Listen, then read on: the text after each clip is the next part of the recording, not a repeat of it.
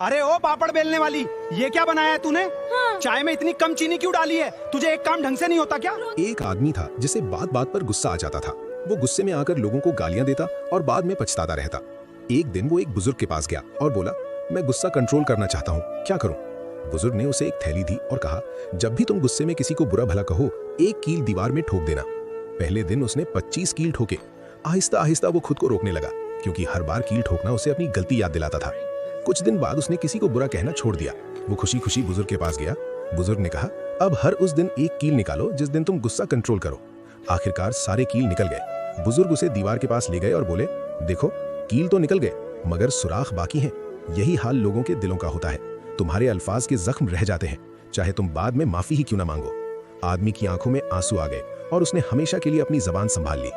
सबक: गुस्से में कहे गए अल्फाज दिलों में गहरे जख्म छोड़ जाते हैं, इसलिए बोलने से पहले जरूर सोचें। अगर आपको ये मैसेज सही लगा हो तो इस वीडियो को लाइक और सब्सक्राइब कर दीजिए।